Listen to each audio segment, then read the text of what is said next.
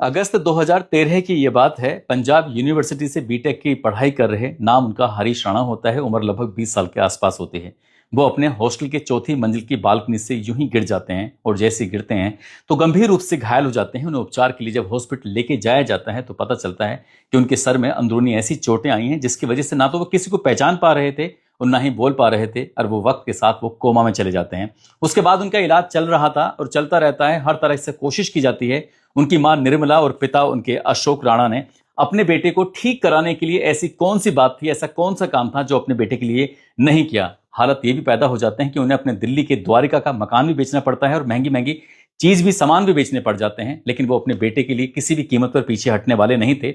वक्त ऐसे आगे बढ़ता रहता है और वक्त आगे बढ़ने के साथ ही डॉक्टर कहते हैं कि इस लड़के के ठीक होने के चांस बिल्कुल भी नहीं है, आपको कुछ और करना चाहिए, यानी कि आपको कोर्ट जाना चाहिए और बेटे की इच्छा मृत्यु के लिए मांग करनी चाहिए। माता पिता ने अपनी हिम्मत जुटाते हुए, अपना दिल बड़ा करते हुए आखिरकार कोर्ट जाते हैं और जाकर याचिका जब दायर की जाती है तो हाई कोर्ट से याचिका खारिज हो जाती है। इसके बाद माता और पिता ने सुप्रीम कोर्ट की तरफ रुख किया। रुख करने के बाद पूरी कहानी बताई।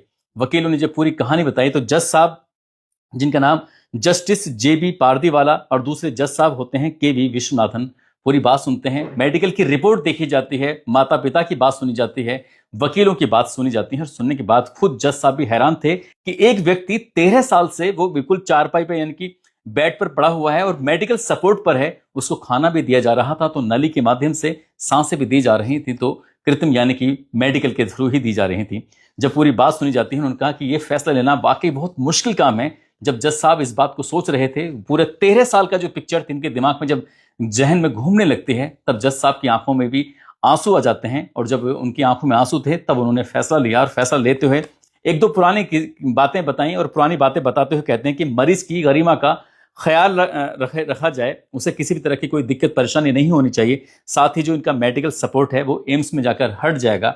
मेडिकल सपोर्ट जैसे ही हटेगा उसके बाद वो कब तक जिएंगे, कब तक नहीं जिएंगे, वो सिर्फ कुदरत के ऊपर छोड़ दिया गया है। अब ये फैसला एम्स में लिया जाएगा और जब ये फैसला लिया जाएगा, शायद भारत के इतिहास का ऐसा पहला मैटर है जब किसी मरीज को इच्छा मृत्यु की अनुमति मिल जाती है।